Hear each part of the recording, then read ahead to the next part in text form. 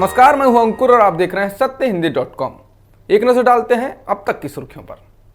झारखंड की पुलिस ने शनिवार को बताया कि जमशेदपुर शहर में 17 साल की एक लड़की के गैंगरेप के आरोप में 5 लोगों को गिरफ्तार किया गया है। वरिष्ठ पुलिस अधीक्षक तमिल वानन ने बताया कि मंगलवार को पीड़िता अपने बॉयफ्रेंड के साथ बागबेड़ा के इलाके में गई थी, जहां से अभियुक्त उन्हें जबरदस्ती बंदूक की नोक पर कालियाडीह गौशाला ले गए। उन्होंने बताया कि वहां लड़की के साथ बलात्कार किया गया और उनके बॉयफ्रेंड को बांध कर रखा गया था।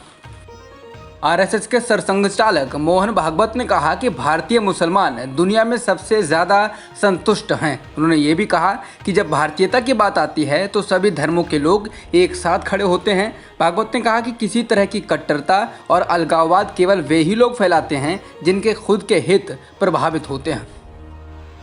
तमिलनाडु में एक बैठक के दौरान पंचायत नेत्री को जमीन पर बैठाने का मामला सामने आया है। दरअसल एक तस्वीर सामने आई है जिसमें एक पंचायत नेत्री बैठक में जमीन पर बैठी हुई दिखाई दे रही हैं, जबकि अन्य लोग कुर्सी पर बैठे हुए हैं। कहा जा रहा है कि उन्हें इस बैठक की अध्यक्षता करनी थी। तस्वीर में जमीन पर बैठी महिला थेरुकु थित्ती गांव की पंचायत की अध्यक्ष हैं। वे आदि द्रविड़ समुदाय से ताल्लुक रखती हैं, जो कि अनुसूचित जाति है। इस घटना के सामने आने के बाद जिला कलेक्टर ने पंचायत सचिव को निलंबित कर दिया है और मामले में जाँच के आदेश दे दिए हैं।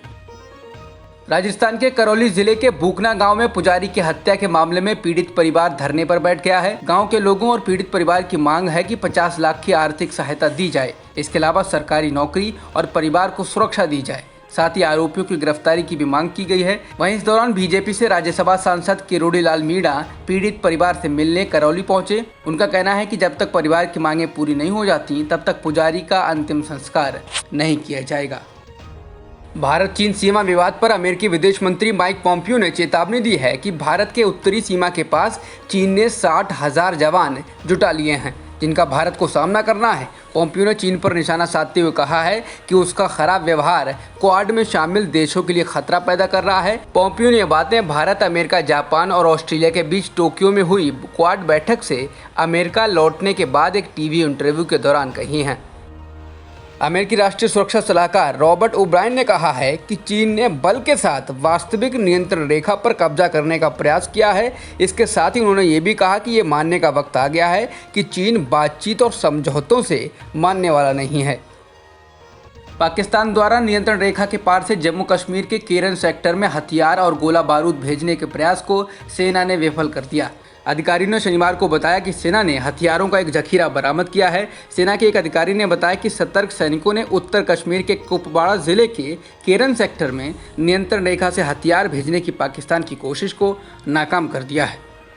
कांग्रेस के पूर्व अध्यक्ष राहुल गांधी ने एक बार फिर प्रधानमंत्री मोदी पर निशाना साधा है। राहुल ने अपने आधिकारिक ट्विटर अकाउंट से एक वीडियो शेयर कर मोदी पर तंज कसा है। इस वीडियो में कथित तौर पर एक ट्रक के भीतर बैठे कुछ जवान आपस में बात कर रहे हैं। उनमें से एक जवान कहता है कि नॉन बुलेट प्रूफ गाड़ियों में भेजकर हमारी जान के साथ खिलवाड़ किया जा रहा है। इस वीडियो को पोस्ट करते हुए कांग्रेस नेता ने पूछा है कि ये कहाँ का न्याय है कि पीएम के लिए 8,400 करोड़ रुपए खर्च कर आलीशान हवाई जहाज मंगाया जाए और जवानों को बिना बुलेट प्रूफ ट्रकों में शहीद होने भेज दिया जाए। बिहार चुनाव के लिए कांग्रेस ने स्टार प्रचारकों की लिस्ट जारी कर दी है। लिस्ट में पार्टी के अंतरिम अध्यक्ष सोनिया गांधी, राहुल गांधी, प्रियंका गांधी के अलावा बॉलीवुड स्टार शत्रुघ्न सिन्हा, वरिष्ठ कांग्रेस नेता गुलाम नबी आज़ाद और सचिन पायलट का नाम भी शामिल है। लोन मोरेटोरियम मामले में केंद्र सरकार ने सुप्रीम कोर्ट में हलफनामा दाखिल किया है, जिसमें कहा गया है कि 2 करोड़ तक के ऋण के लिए चक्रवृद्धि ब्याज माफ करने के अलावा कोई और राहत देना राष्ट्रीय अर्थव्यवस्था और बैंकिंग क्षेत्र के लिए हानिकारक हो सकता है।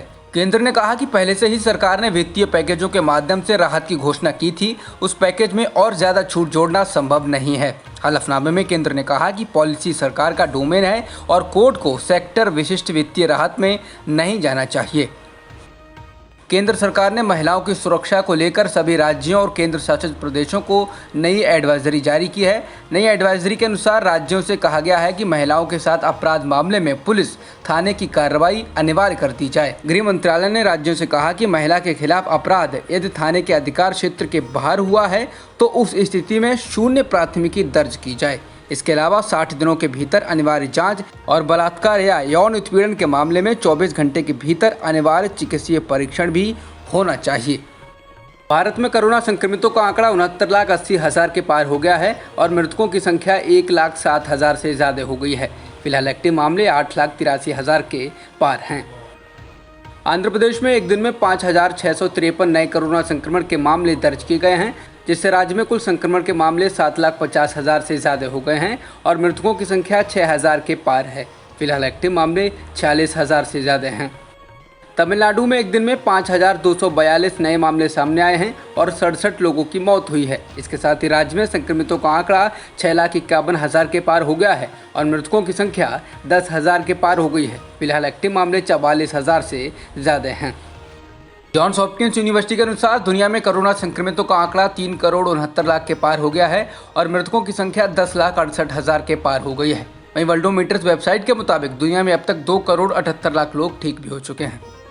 जॉन्स हॉपकिंस यूनिवर्सिटी के अनुसार अमेरिका में संक्रमितों की संख्या 76,65,000 के पार हो गई है और मृतकों की संख्या 2,13,000 से ज़्यादा हो चुकी है। इसके अलावा ब्राज़ील में कुल संक्रमितों का आंकड़ा 50,55,000 के पार हो गया है और मृतकों की संख्या 1,49,000 के पार हो चुकी है।